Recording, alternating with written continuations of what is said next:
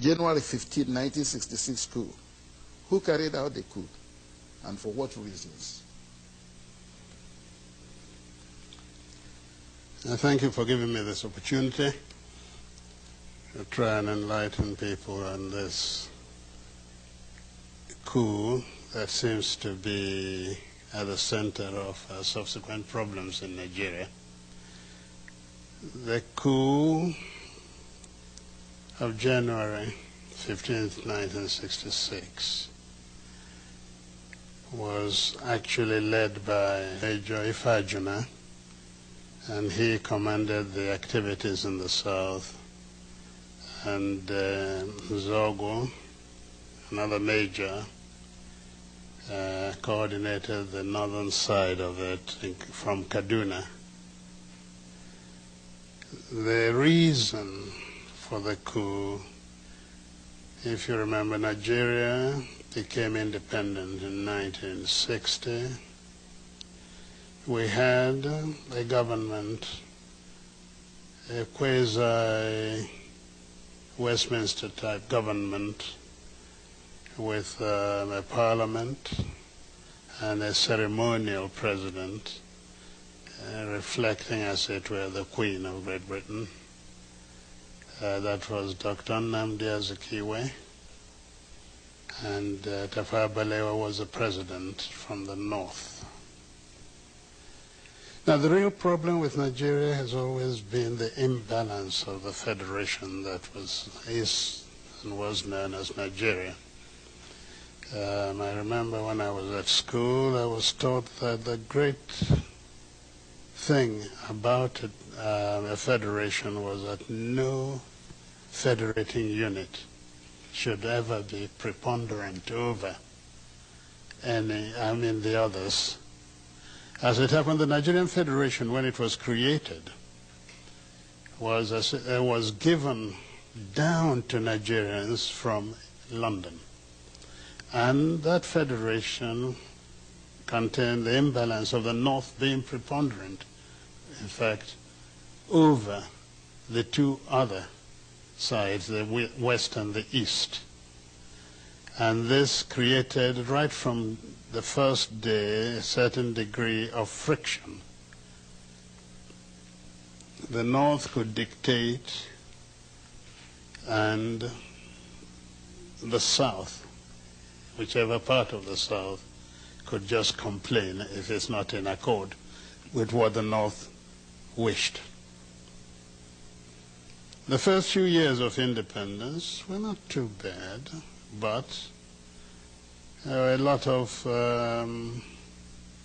unfulfilled ambitions of the Nigerians, because in those days we thought that once you got independence, you were free and everything worked, and you joined the higher league of nations internationally, discussing what went on. In fact, to Nigerians it looked as though, and indeed they tended to show, that independence in itself was the achievement. Now Nigeria was free, as we're a member of the world, instead of looking upon it as the beginning of our journey to nationhood. And I say this, and I want to underscore it. Nigeria was not, has never been a nation. We had the aspiration, hopes that Nigeria one day would become a nation.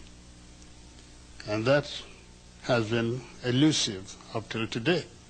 The reason being that, most unfortunately, the powers in Nigeria were concentrated in the hands of the North, which was preponderant, and wrongly so. At independence, we hoped we would be able, in fact, the three leaders of the country had different notions of independence. There was the actual leader of the struggle for independence, Dr. Nnamdi Azikiwe, who rightly thought that independence now created, as it were, a beginning, but that we were already a nation and we were now finding our positions in his own philosophical, political beliefs in Pan-Africanism. So we just had to move into the broad continental alliance. The North, under the Sultanate of Sokoto, whose agent was the Prime Minister Tafawa Balewa, felt that the Nigerian nation one had to tread very slowly, because he saw and they saw a great deal of inequities in Nigeria, and perhaps the most important then was the level of education between the North and the South. And therefore that affected, of course, the position of the North, or Northerners, in the bureaucracy of Nigeria. The Sadana and the people of the North got down to trying to build up the North, taking everything they could from the Federation to build up the North to a position in their minds of equality between themselves intellectually and the rest of Nigeria. The West, under Chief Obafemi Awolowo, thought likewise and took the position of consolidating the West so as to ensure that at a given time the West would then emerge superior to either the North or the East. Again, let me go back to the problem of the East. The East entered independence having accepted that the nation was already there. Naturally, the concept of nationhood implied a great deal of sacrifice by the East at all points. First sacrifice, the non-emergence of Dr. Azikiwe as the first executive leader of Nigeria. He vacated the place. He made the sacrifice so that the North could be accommodated. Second, very simple. During the constitutional conferences, independence was offered Nigeria before 1960. But to be able to accommodate the North, that Dr. Azikiwe believed was already part of a nation, we got this rather odd situation where a nationalist refused independence to wait for the North, and so on. Yet, your question, sir, was the question of the reason for the coup. So let me go into it. The teething problems of Nigeria after 1960, the independence, manifested itself in a number of ways. There was a friction over the preponderance of the North. There was certain difficulties about religious beliefs in the country. There was corruption, bad administration, and so on. But the real problem came from the West, which by 1966 was really in turmoil. And the reason was quite a simple one. Where does a leader lead from? In the North, the Sadana led from Kaduna, in the North. His agent was in the South, Prime Minister. Awolowo for the West believed his position was better, and he would be have greater effect on Nigeria if he ruled from the Federation. So he looked towards Lagos. And his deputy, Akintola, he was quite prepared to leave the West too. What a funny thing happened during the election. A funny thing happened. Dr. Azikiwe, who also opted for the Federation, won the election in the West. And it now looked as though an Igbo man was ruling in the East, ruling in the Midwest, and about to rule in the West. And this was not acceptable to the West. We started our problems there, because overnight the victory of the NCNC in the West was nullified by a number of Yorubas crossing from the government to the opposition side and creating a new government. And this actually is at the foundation of the distrust between the Igbos still now and the Yorubas. Now, law and order broke down in the West after the second election. There was so much rigging. In fact, BBC had this rather wonderful statement. It said that men became pregnant overnight with votes. Because, you know, we wear these huge robes, and you can stuff as many ballot papers inside them. And as a result of that, and because by then Awolowo was in jail for treasonable felony, it was felt that the North used its powers to ensure that Akintola, who became their stooge, won the election. It became very dangerous to travel around the streets of Lagos or the West, anywhere. That's when they started throwing acid at people in the streets, in your car, the phenomenon known as wet year. That is wet in wet year. Throwing acid on people.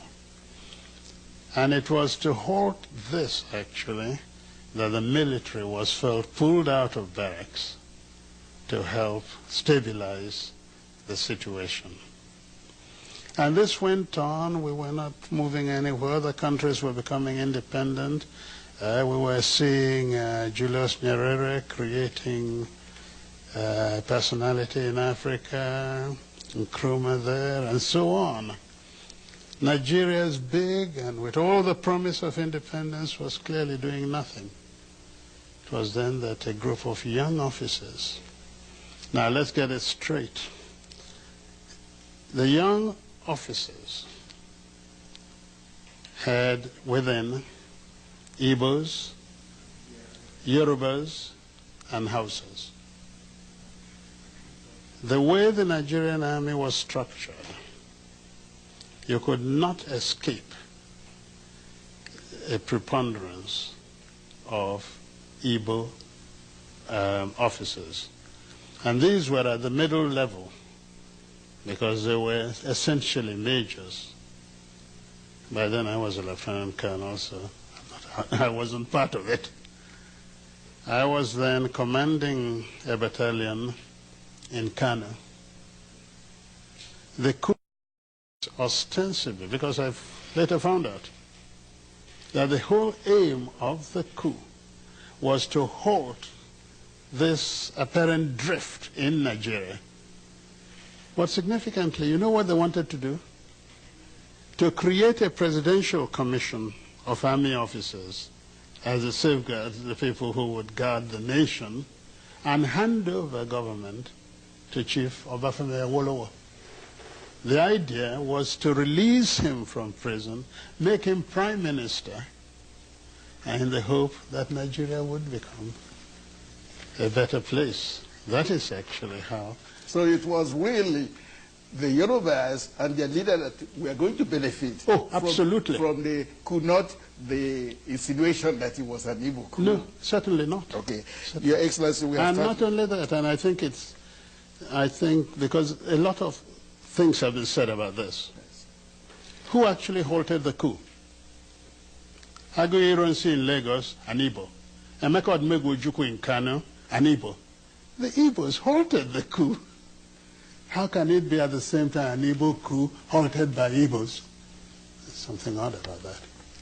Thank you, Your Excellency. The next question is, on May 29th, July 29th, September 29th, 1966, genocide was committed against the Igbos. Will you let the world, through this medium, know the extent of this genocide? We know you established the Onyuke Commission that looked into these genocidal acts. What were his findings, some of them that you can let the world know? Well, that's no doubt. I mean, the findings, the report. Okay, the report. The report is available, can be bought by anyone. It's been circulated all over Nigeria. It's not hidden. The first massacre of Igbos in the north, we could, in that report, it was stated that the first coup was 50,000. Then, later in the same year, the universal massacre that took place across the whole of Nigeria, including the north and parts of the west, we're talking in terms of 700,000 killed. So if its figures we're looking into, certainly they were very heavy. But when we're talking of genocide, it's the intent that really matters. What was the aim of that? And it was very simple, and the language might make people shudder or remember. It was to impose the final solution to the Igbo problem in Nigeria. That is, when there are no more Igbos in Nigeria, then there will be no problem. I think if one thinks back, sometime you will know who used that term, referring to who. Was the element of religion involved? There are three areas that came together. There was certainly the ethnic one. There was at the same time the political one side. And when I say political, that is the search for power in the federation. And certainly the third was religious. The North used Islam. Almost the same sort of thing that we're witnessing in Europe today. Might you take this opportunity to state very clearly the solidarity of Ndibo, that is the Igbo people, with the United States government in the events of September 11th. Naturally, we feel with America, and I am personally proud of our solidarity. All we say is this is an extension of that for which we have suffered, are suffering, and will continue to suffer if the world does not come to our aid. We pray that somehow the United States gets out of this. We are sure anyway that she will vanquish the enemy. But I would like her also to remember that in her pain we showed solidarity. Yeah, that's AZ was speaking on behalf of all Igbos everywhere. the sympathy is with the United States because of the events of September 11, 2001. The final question, we have about 2 minutes, Your Excellency. When the Igbos, through the Consultative Assembly, mandated you to declare the Igbo land the sovereign and independent state of Biafra, Nigeria declared war on the young republic. Why would we call this war the war of genocide? The world would like to know again through this medium why the war was called war of genocide against the Igbos.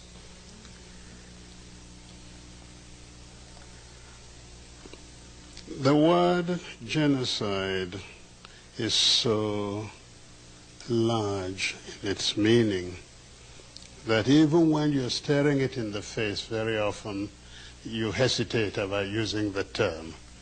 But actually the Biafran problem was nothing except being genocidal. There was no distinction. The mere fact that you were an Easterner in those days labeled you fit only for one thing, death, and death at the hands of the Nigerian authorities. The Igbos and their associates were killed in practically every village in northern Nigeria. They were killed in many places in western Nigeria. They were in Lagos, even on Kata Bridge, the very center of Lagos. People were looked at and thought, oh, this looked an Igbo, and killed. The very first army officer killed in Lagos, actually, during that time was from Calabar, was killed on the bridge, and so on. Igbos were being hunted out and killed. The Igbos that remained in Lagos after the war began were herded together and detained without any trial or anything, no question of any legal rights. Till today, property of Igbos are still sequestered in various areas of Nigeria, and they have not been released, not all of them, to the Igbos, the original owners. Oh no, we're quite certain. In fact, the only reason it is not called or not accepted as genocidal is because of the Cold War. At that time, anything ethnic-based was almost like an insult to humanity. And ethnicity became a term of abuse in politics. That's all. If it were today, certainly, what happened in Nigeria is much, much worse than what you have seen of Rwanda, not to talk about Eastern Europe. Your Excellency, we have come to the end of the program. Thank you for your time. Thank you for the enlightenment. Thank you for your patience. Thank you for watching African Affairs, a DCTV program on Africa in Washington, D.C., United States of America. Our guest today is His Excellency Ezigbo, General Chukwuemeka Odumegwu Ojukwu. We thank you for being in our program. It's an honor. Thank you very much. Thank you. Now you can relax and watch African music video. Thank you again for watching.